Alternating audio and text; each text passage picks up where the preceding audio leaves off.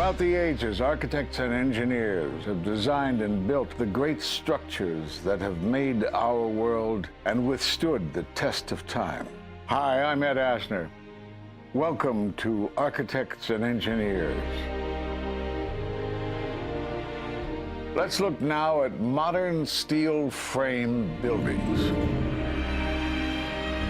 This is the Empire State Building, a marvel of modern architecture. It was built to last. Architects and engineers of today use computers to design and engineer buildings that will endure the forces of nature, such as earthquakes, fires, and hurricanes.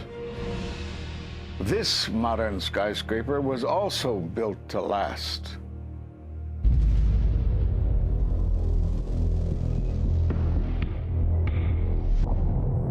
We've seen buildings completely destroyed like this before, but only when done intentionally.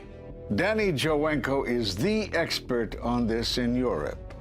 What did he say? Dit is controlled demolition. Zeker weten. Zeker weten. Er is nagesprongen. Dit is in opdracht gebeurd. Het heeft een team gedaan van experts. Let's compare. Explosives are used to demolish buildings like this in just seconds. Okay, so it's a controlled demolition. What's the problem with that? Well, it happened on the afternoon of 9/11 at the World Trade Center. Let's just think about this. Controlled demolitions cannot be engineered and rigged in a day. It takes months. And therefore, this event must have been planned in advance. You hear that? Keep your eye on that building as they coming down. The building is about to blow up. Moving back. We are walking back. There's a building about to blow up. Did they actually use the word brought down, and who was it that was telling you this? The fire department, and they did use the word, we're going to have to bring it down. And these people heard explosions. We heard this sound that sounded like a clap of thunder. It looked like there was a shock wave ripping through the building, and the windows all busted out. About a second later, the bottom floor caves out. The building followed after that. He takes his hand off, and you hear 3, 2, 1, and it was boom, boom, boom, boom, boom. And these reporters recognized it as a controlled demolition. And I turned in time to see what looked like a skyscraper implosion. It looked like it had been done by a demolition crew. The whole thing just collapsing down on itself. For the third time today, it's reminiscent of those pictures we've all seen too much on television before, when a building was deliberately destroyed by well-placed dynamite to knock it down. It was almost as if it were a planned implosion. It just pancaked. So what's the problem if this was a planned demolition? Well, we are told by government agencies that this building came down as a result of normal office fires. The National Institute of Standards and Technology produced their final report in 2008. World Trade Center 7 collapsed because of fires fueled by office furnishings. It did not collapse from explosives or from fuel oil fires. But what do you think brought down the building? And what caught my eye is more than 1,300 architects and engineers examine the evidence about Building 7's collapse and disagree with the official report issued by the National Institute of Standards and Technology. I certainly am much more open-minded about it than I was, and it is because of the involvement of the 9/11 families and all these engineers and architects. You are about to hear from architect of 23 years, Richard Gage, AIA, member of the American Institute of Architects and founder of Architects and Engineers for 9/11 Truth. Now there are more than 1,500 architects and engineers who say that it could not have been brought down by office fires. They are backed by 9/11 family members who are calling for an independent, unbiased investigation. I'm Richard Gage. Fires have never before caused the collapse of any skyscraper. even though there are numerous examples of much hotter, larger, and longer-lasting fires in these buildings. And in the case of Building 7, the fire that NIST said started the collapse had actually burned out over an hour before. It could not have caused the collapse, as NIST claims. Yet this 47-story, modern steel-frame skyscraper, which was not hit by an airplane, collapses mostly into its own footprint like a house of cards, as fast as a bowling ball falling off the side of the building, in just under 7 seconds. Listen to the experts. Building number 7 descended in free fall for the first 100 feet, which means that there was absolutely no resistance to the descent whatsoever. NIST has admitted it went into free fall for 8 stories. And going from motionless to free fall instantly, that's a bothersome part of the puzzle because NIST never explained it. We've got a building that came down in its own footprint, so all of the columns really needed to be severed at the same time in order for that structure to fall the way that we saw. The symmetry is the smoking gun. The whole building completely comes down in one continuous motion. There couldn't have been any structural resistance. According to NIST, the failure occurred at column 79 on level 12. They're talking about a single columnar collapse or failure that resulted in a total collapse of the building.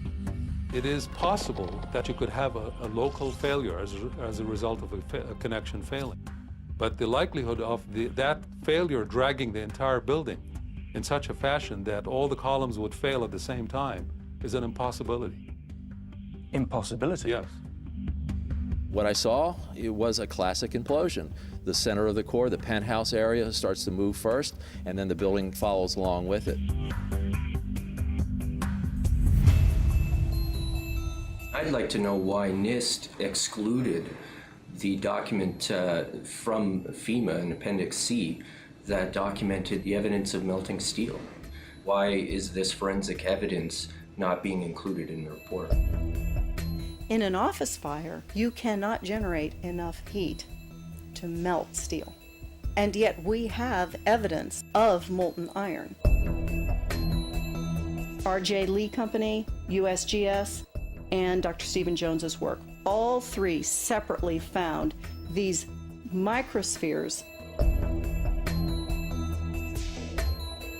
In the dust, we found what we characterize as unreacted thermitic material in the shape of some very tiny red-gray chips, which have different properties, and in the reaction they produce molten iron, which is the prime indication of a thermitic reaction. And such a reaction can be used to destroy steel structures.